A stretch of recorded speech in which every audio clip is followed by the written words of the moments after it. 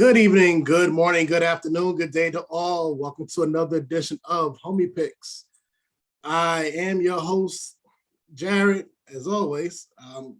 But not as always. I'm right now joined by Ben.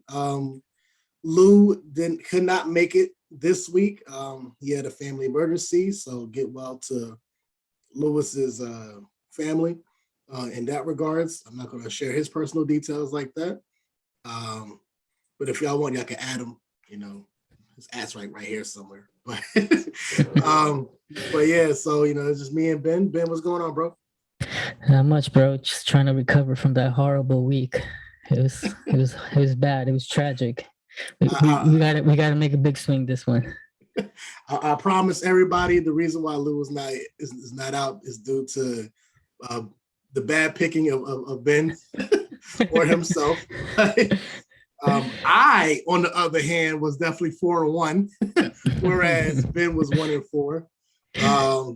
I called the upset. I said Tennessee. Damn it, they made me proud.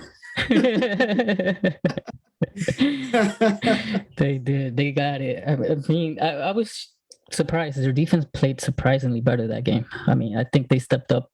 Let's see if they can keep it. I mean, if they can keep that intensity with their defense, they're a much better team. But it's just one game, so let them cool down yet. It's true, and they went against a much better offense than the offense. I mean, the offense they're going against this week used to be top notch, and they still have potential to be top notch. But they haven't really played to their potential, at least this year. But we're going to talk about that game a little later on. But for right now, we are going to start with the surprisingly good, and I mean surprisingly good, Cincinnati Bengals versus my Baltimore Ravens. Yeah, they're sneaky good team.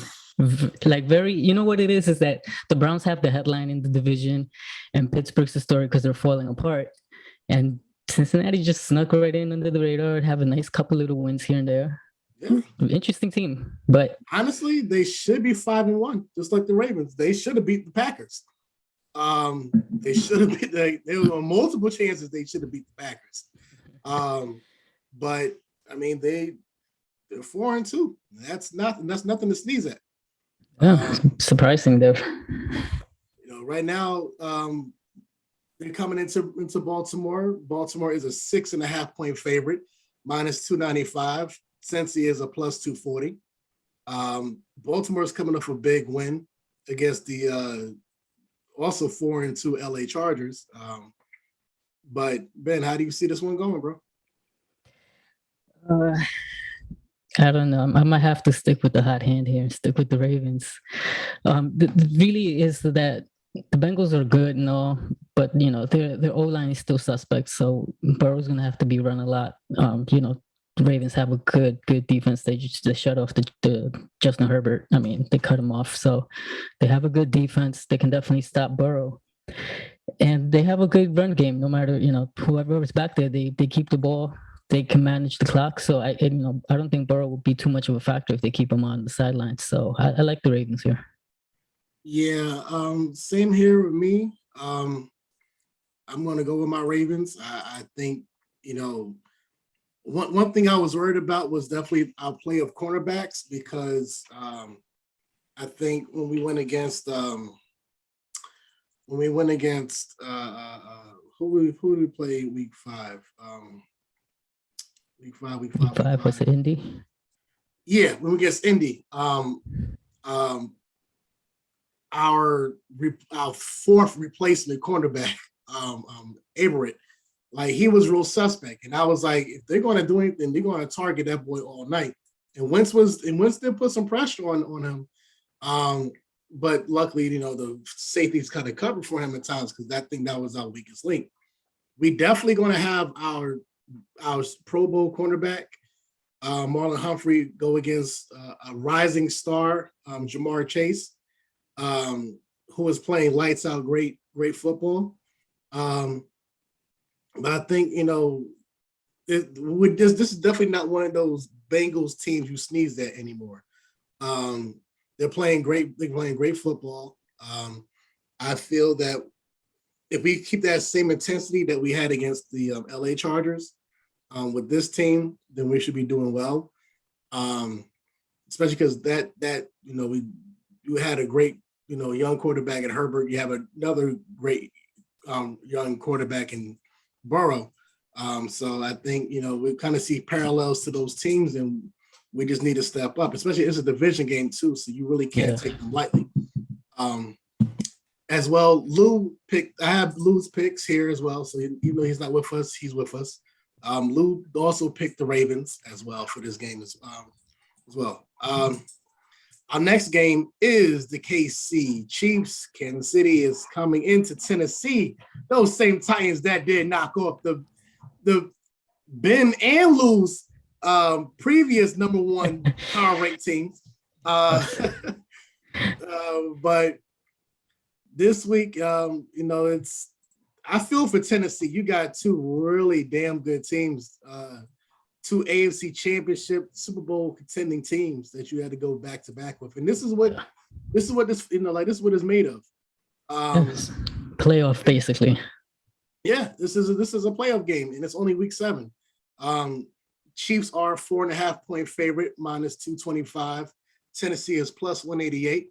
Honestly, I think if Buffalo would have won, even if it was a tight contest or not, I think that plus KC's play as a late, minus the second half against Washington last week, I think Tennessee probably would have been a bigger underdog than a +188, or even bigger than a minus 4.5. But do I think Tennessee is going to upset the Chiefs the same as they upset Buffalo?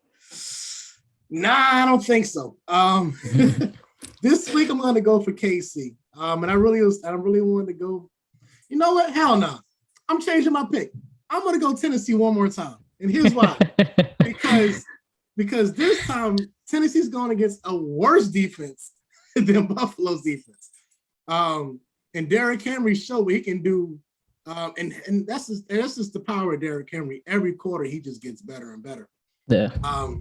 And if you have strong wide receiver play between Brown and Jones, it makes that combination even more lethal. And like I said, it's going against a worse defense. Buffalo has one of the top premier defenses. KC doesn't. They've been getting sliced up. As easily they could have lost against Washington last week if they had a better quarterback or even better wide receiver play. Right. So you know what? I'm going to take Tennessee in another tight contest. Maybe another 2 or 3 point squeeze out game. What do you think, Ben? I'm actually with you on this one. I like Tennessee and coming into this one. I like we mentioned before we started filming, I liked how their defense played against Buffalo. They stepped it up just enough. They were bending, but they weren't breaking a lot. So I think they'll be able to keep up with the Chiefs. They can score as well. So, and of course, they got Henry. I mean, they can eat up clock and keep Mahomes. If you could keep Mahomes off the field, you have a good chance of winning. And I think historically, the Titans have played the Chiefs pretty well. I mean, they've always matched up pretty well with them. So I like Titans in here. I think they can pull off the upset. Yeah, I think the same as you. Lou is actually going against us. Lou actually is picking the Chiefs in this one. And I said, it's definitely a playoff game, and I think that's how Tennessee has to. I think that's how they have to play all of these every game. They need to play that the same way, but especially when you're going against like these playoff contending teams, you need to have that playoff intensity, no matter how early it is, because you no idea when you're going to see them again. I mean, you don't give them everything that you don't give them everything that you have, because you got to save some things for down the road, potentially down the road. But I think Tennessee definitely has to give them hell the same way they had to give Buffalo hell. Even if it's a short enough week, I still think Tennessee is going to do something good. The next one we're going to go for, however, going further out west, the Philadelphia Eagles versus the Las Vegas Raiders. Yeah. Going back to the 90s with that one. But Philadelphia versus the Las Vegas Raiders. Raiders are a 3-point favorite, minus 154. Eagles are plus 130. I know you tend to have things about East Coast teams going West Coast. Do you see the same thing going for this one? Actually, no. I think going east to west is not as bad as the West Coast teams coming to the east. Mhm. I think you feel the jet lag a little bit more there, but I still like the Raiders in here. I think they're the better team. I still don't trust Jalen Hurts. I mean, he misses some wide open throws sometimes, and his first instinct is to run, and sometimes he has a play open and he just misses it. So I think they leave points on the board because of that. So the Raiders can generate a decent enough pass rush. So I think they'll make them uncomfortable enough. And I mean, Derek Carr's playing well. I mean, you just can't deny the man. He's playing really well, and he's connecting with multiple receivers and his go-to walling. I mean, it they have a good thing going right now. I mean, hopefully the distraction doesn't get in their way. But I like the Raiders this week. Um, as well, Lou did also pick the Raiders for this week as well. Um, I'm torn between it because I was impressed last week with the Raiders and how they responded against Denver, because easily they could have let that distraction of Gruden and this whole emails thing uh, break them down as a team, and just say, fuck it. But they responded great against Denver, and that was coming off a 2-game losing streak as well. Yeah. So they kind of saved any kind of grace from that. The Eagles. Here's my problem with the Eagles, and I still haven't made a pick yet. I know, but here's my problem with the Eagles is they are. I need to see the stats into it to confirm what I feel, but they're one of the worst red zone teams I've ever seen. As soon as they get into they need to be at the 21-yard line to get a Not touchdown. even. Because they are terrible when Yeah. they get into red zone field. Like it's Yeah, and they just traded Ertz away, one of their red zone targets. I mean, yeah, it makes and that's like you're shooting yourself in the foot more and more. For that reason alone, I think the Raiders pulled this one out. I think they caught a blessing for the NFL gods. This one. I think Philly's still in a rebuild mode. I mean, Yeah. they're not there yet. They're not there yet. I think because even I thought how they, granting those week one, everybody's brand new. How they handled Atlanta, was sizable, especially having how Atlanta has scored big against other teams, and I thought how Philadelphia handled that was good. I thought them slowing down the Niners the next week was showing signs that okay, this team is gonna be there or at least be somewhat competitive. Right, be in the conversation, but but they really have their defense is okay, but they just don't have it. Yeah, they just can't I don't know. I really feel like Jalen is nice. There's something there. Like he's a good runner and whatnot, but you need to be able to pass it at least with some kind of accuracy. At least the easy throws, and that's what I've seen them miss the most. The easy throws. So I don't know. I'm not convinced. Like if you put Danny Dimes on that team, I think Eagles are a much better team. And I like Hurts athletically. I think he's really good. I just don't. Same as you. I just think he misses throws. He needs to improve in that. So I think we all just go for the Raiders in that one, which now brings us to Sunday night football. Where Ben's Indianapolis Colts go against the A2021 division president, his San Francisco 49ers. So before I get into that one, Lou also did pick the Niners going into this one. This one is tough. Give it to me. Well, you know what? So look, I'm gonna set the scene a little bit. Niners at home. They are a 4-point favorite, minus 205. The Colts are a plus 172. Um, you know, uh, whew, this one is tough. For me, this one is tough. Because I have said the Niners, I even picked the Niners to be the NFC West champions. Clearly, Arizona saw that and took Like, that no. very personal. What you say? The Rams took what I said personal. And y'all definitely had Rams or Seattle ahead of them. And yeah, it's not looking any better for San Fran.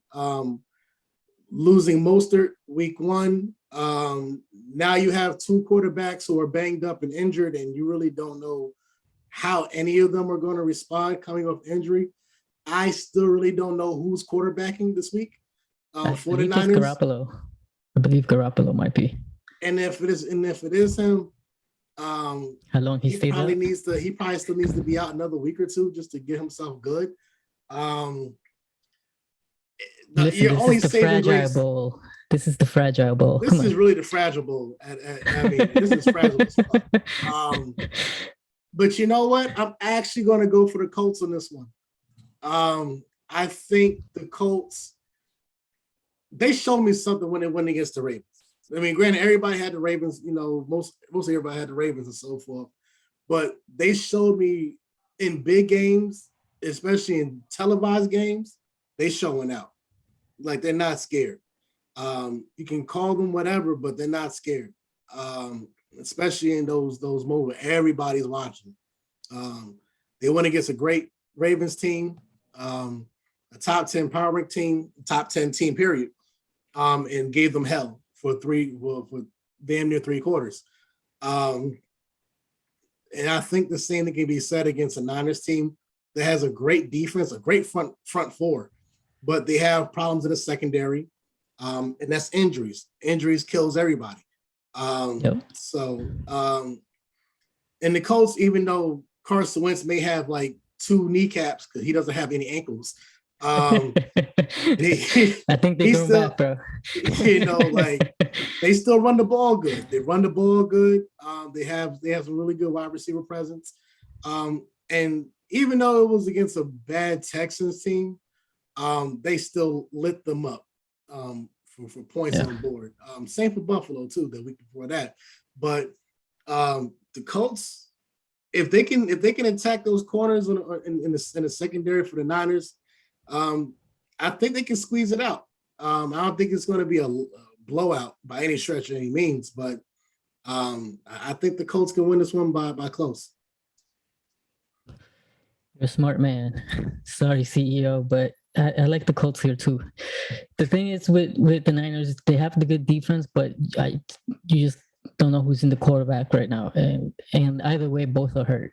So it's one's a rookie and one's hurt, and tends to get hurt. So they're just not playing as well as they can be. I think if they were all healthy and firing on all cylinders, and they had the running backs that they really wanted to use, I'd probably lean towards the Niners. But in this case, I like the Colts here. They're getting healthier. They're figuring it out with the line. The line is still not 100%, but they've managed to find some players that are serviceable. So I think they'll give Carson some time. And Carson's been getting healthier, so he's been able to move around in the pocket a little bit more. So just overall, they're just getting healthier. So the defense starts to play better. So I think we can clamp down on them. I think it's going to be, if anything, it could turn down to be a low scoring game just because the Niners have a really good defense, but we've been running the ball really well lately. So I just hope they keep on feeding Jonathan Taylor. He's really, really good. Really, I think he's probably just Derrick Henry's better than him right now, just last week. But they tend to get away from him for some reason. But if they can stick to the run, then they'll open up the passing game for them, and they have good serviceable receivers. Ty came back, and I like Pittman. He's developing. He's a good big physical receiver. So I think the Colts win this one. Yeah, and like I say, I mean, a healthy Niners with a healthy coach, I don't think it would be close. But like I said, I mean, it sucks that because I really wanted the Niners to really take, make me look good, and run away with the division. But you know, it's the injury bug, and that's Yeah, kind of been the main of existence for yeah, anybody's team. it bit us. I mean, we started in the preseason, we were getting hurt, so Yeah. our whole line went down basically. So they didn't even get that much practice time, even with Carson. So Mm-hmm. it's kind of been learning on the fly. So I was kind of expecting a stumble, but I'm glad to see they're starting to put pieces together. They're starting to play a little bit better. Yeah, another team that's starting to put it together a little bit. They showed up a little bit. They may not have been. They might not have had the finish that I was hoping for, and you were hoping for. Yeah, But Seattle, with Geno Smith under center, is welcoming in Jameis Winston and the New Orleans Saints for Monday Night Football. Um, however, the Saints. Saints are the 5.5 point favorite, minus 225. Seattle was a plus 188, which I find that funny because, had this been last year with no fans in the stands, Yeah, I could see that because it's more of a neutral game. But that 12th man is rocking. And I know the odds makers are seeing it because they're seeing Geno Smith and not Russell Wilson. Um, but as great as Tyler Lockett is, and as great as DK Metcalf is, um, I think missing Carson, because I think he's on the IR, so he's going to be out for another few yeah, more I games. think so. Yeah, I think losing him is going to be is a real deal breaker. Um, you know, and that was the game they should have won. Also, they should have beat Pittsburgh. yeah. It wasn't a good Pittsburgh team that they were playing. No, it's not. Pittsburgh looked really old. Yeah, They and looked really old. Seattle looked really dilapidated at times too. Yeah, That was a tough one. But the Saints are playing better football because it seemed like after they beat Green Bay, they kind of forgot how to play football, but now they kind of remembered how to play football again. Um, Kamara is doing what he does. It's to me this one was a tough one. Like I, but I'm gonna lean towards the Saints on this one. I don't know. I don't see this being. I don't know, I don't know if they're going to cover 5.5. I don't know if they're going to make 6 on it, but I think if you do a game management situation, the Saints can probably just run out that clock because at this point, if you take the wideouts, and negate them, it's going to come down to who's running the ball. And honestly, yeah. I think the fact that they have a better running back, and then defensively, if you just pressure Geno, it's not going to be that hard. If you know he's going to be throwing it and there's nobody really running to help him, it kind of makes New Orleans defense a lot, it's not making them harder, to face. So in that kind of situation, I think I'm going to go for New Orleans. What you thinking? Yeah, I mean, after seeing Geno pull the Geno, it's hard to trust them. I mean, it's hard to trust them, especially now they have no running game. I mean, with Carson was a good running back, but behind him, they really didn't have much, and it shows. I think they're going to struggle a bit because the Saints defense is really good, and they can get after the quarterback. So, I mean, Jameis is is not much better than Geno, but I think because Sean Payton's game plan and he'll try and manage him a little bit better. I think the Saints can pull this one off. I just don't trust the Seahawks. They play a really like an old style of football. They want to run the ball, and they don't have the personnel for it right now, and they definitely don't have a quarterback. So I like the Saints. Yeah, I feel the same way you do about that. But for anybody, the Lou did give his pick for this one. He also was picking Saints, Yeah. which is funny because the last two picks, we both agreed, one way, and Lou saw opposite. So hey, somebody's got to win on this one. Anybody who came into missed early in the podcast, usually it is me, Ben, and Lou, but Lou had a family emergency. But even with that, he still did graciously give us his picks: Ravens, Chiefs, Raiders, Niners, and Saints. So anybody hopefully next week we'll be back full strength, full staff. We'll be giving our power rankings as well for the end of week 7, going week 8. Is there anything else that we need to talk about football wise? I don't know. Case Keenum starting over Baker. Oh yeah, that's a big one. Tonight it's the era of Keenum. Tonight is the era of Keenum. It could be bad for Baker in one way. If Case Keenum puts up numbers that Baker puts up, they're gonna be like, why we gotta pay this guy? Like they'll probably franchise tag him and just ride with that. I mean, it could bite him. That's the sucky part of business. That is a sucky part of business. It could bite him. Tonight's game is Cleveland hosting Denver, which I think even Denver was like, which I felt good for them for this year because last year they were terrible beginning the season. So this year, it was like the inverse of that. So but I think everybody kind of thought after they got 3-0, they kind of thought a little too highly of Denver. Yeah, I mean, people forget sometimes who they beat. People do forget things. That's the problem. And that was one thing that I think we all said in our preview show was all Bridgewater has to do was don't crash the Ferrari. So he's nicking it. It's right now he's leaning to the side. He's swerving. He slid a swerve on right now.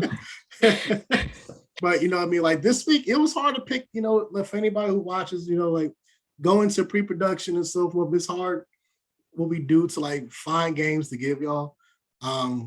Because this week especially, this was not an easy week to pick things. Yeah. There's a lot of.